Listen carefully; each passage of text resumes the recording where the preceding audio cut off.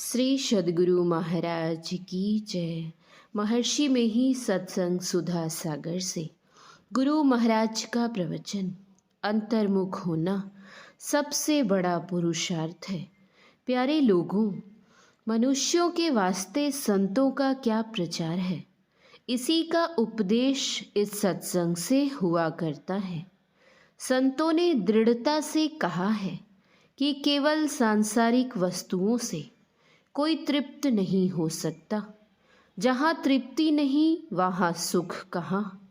ऐसी तृप्ति कि जिसमें फिर भोग इच्छा न रह जाए, ऐसा सुख जिसके बाद दुख नहीं, और शांति ऐसी जिसके बाद अशांति नहीं। संतों ने कहा कि विषयों से बहुत विशेष परमात्मा है। विषयों को पहचानते हो तो उसको ग्रहण करते हो। इंद्रियों से जो ग्रहण हो वह विषय है। पंच ज्ञानेंद्रियों के पंच विषय रूप, रस, गंध, स्पर्श और शब्द हैं। इन्हीं में लोग सुख, शांति और तृप्ति खोजते हैं। इनसे किसी को सुख, शांति और तृप्ति नहीं हुई है। संतों ने कहा है कि इनसे परे की वस्तु को खोजो। इंद्रियों से विषयों को ग्रहण कर लोग सुखी, शांत और तृप्त होना चाहते हैं, किंतु इंद्रियों के ग्रहण होने योग्य पदार्थों में ऐसा नहीं हो सकता। इसमें सुख भ्रम है। साधारण लोग उसी को सुख कहते हैं जो मन इंद्रियों को सुहाता है, और जो मन इंद्रियों को नहीं सुहाता उन्हें वे दुख कहते हैं। इसलिए ऐसा पदार्थ खोजो जो पंच विषयों से परे है, अर्थात जिसको कोई इंद्रियां पहचान नहीं सकती। ऐसा सुख जिसके बाद दुख नहीं। सूरदास जी ने कहा है, परम स्वाद सब ही जो निरंतर, अमित तोष उपजावे। ऐसी संतुष्टि हो जिसका अंत न हो।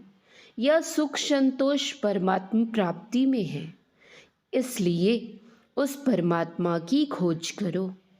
ज्ञान यही कहता है कि वह कहाँ नहीं है। वह स्थान ही नहीं जहाँ परमात्मा न हो। वह देश काल में व्यापक है और उनसे बाहर भी है, अर्थात परमात्मा सबके अंदर अंदर रहते हुए सबसे बाहर भी है।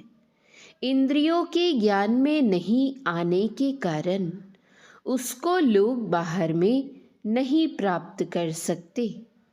बाहर के पदार्थों को ग्रहण करने के लिए इंद्रियां हैं, और इंद्रियों के ज्ञान से ईश्वर परे हैं। फिर भला बाहर में उसको कोई इंद्रियों से कैसे ग्रहण कर सकते हैं।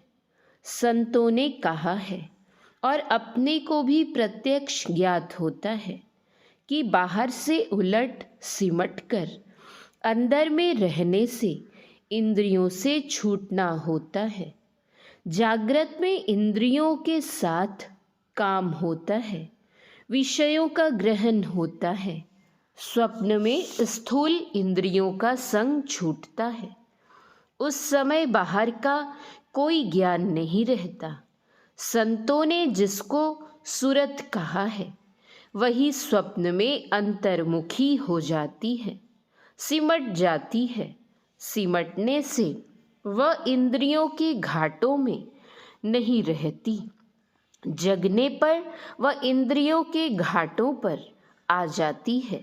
फिर संसार का ज्ञान होता है। इससे जानने में आता है कि अंदर में जाने से विषयों से और इंद्रियों से छूटना होता है।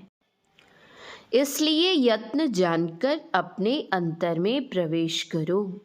यह शरीर देखने में 3.5 हाथ का है, परंतु यह समुद्र से भी विशेष गहरा है।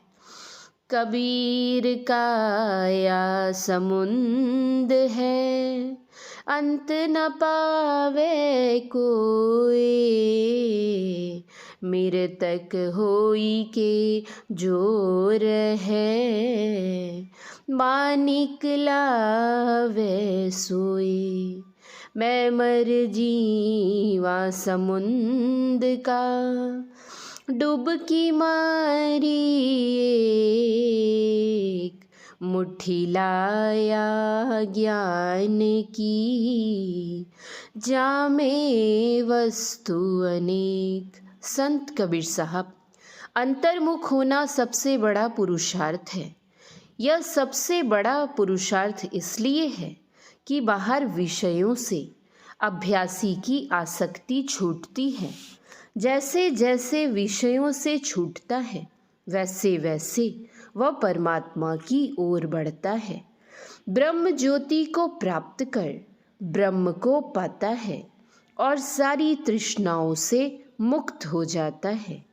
सभी संतों ने यही कहा, और यदि संत वाणियों के पहले की बात जानना चाहते हैं तो उपनिषदों को पढ़िए, उसमें भी यही बात है। उपनिषद का सार गीता है। यह भी अंतर्मुख होने के लिए ही सिखाती है। ईश्वर की खोज अपने अंदर करो। जब तक इस ज्ञान को कोई नहीं जानता है, तब तक वह सोया रहता है। जैसे कोई स्वप्न में अनेक काम करे, तो भी बाहर में जागृत में जो काम होना चाहिए एक भी नहीं होता। उसी तरह लोग जो माया मोह में विषयों में पड़े हैं, वे सोए हुए हैं। इसलिए कबीर साहब कहते हैं, परमात्म गुरु निकट विराजे, जागू जागू मन मेरे। जागृत में जहाँ जीव रहता है, स्वप्न में उस जगह नहीं रहता, दूसरी जगह चला जाता है। स्थान बदल जाता है तो ज्ञान भी बदल जाता है। वहाँ से तीसरी जगह पर आ जाता है तो वह बेहोश होकर रहता है। जागृत, स्वप्न और सुषुप्ति तीनों अवस्थाओं में वह संसार में ही रहता है। यद्यपि वह सुषुप्ति में कुछ नहीं जानता है, फिर भी स्वप्न और जागृत में जानता और करता है। जागृत, स्वप्न और सुषुप्ति, इन तीनों अवस्थाओं में सुरत के जाने का और इन तीनों अवस्थाओं के होने का कारण सुरत का अंतर्मुख होना है। जागृत के स्थान से नीचे स्वप्न का और उससे नीचे सुषुप्ति का स्थान है। जब जागृत स्थान के ऊपर हो जाए, तब परमात्मा की ओर होना होता है। इसका ज्ञान और युक्ति किसी जानकार से जानना चाहिए।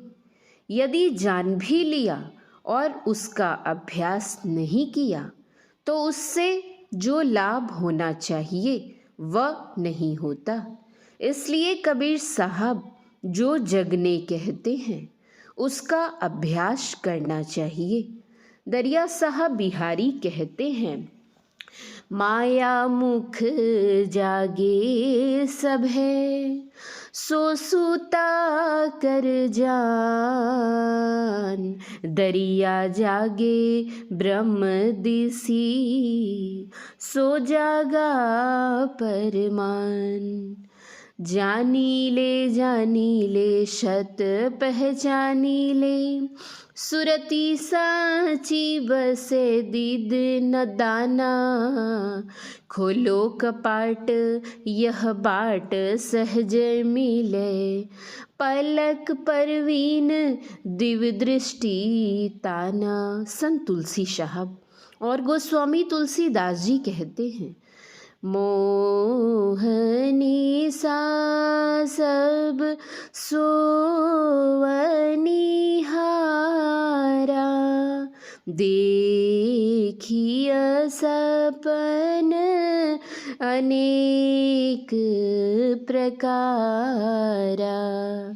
एहि जग जामिनी जागहि जोगी परमारथी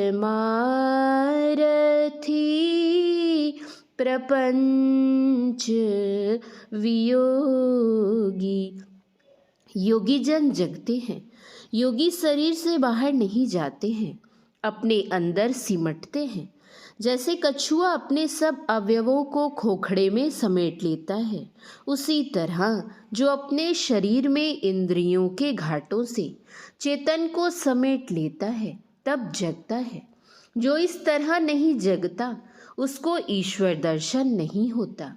जो उपर्युक्त तरह से जगता है वह शरीर और इंद्रिय ज्ञान में नहीं रहता और वही आत्मदर्शन परमात्म दर्शन करता है।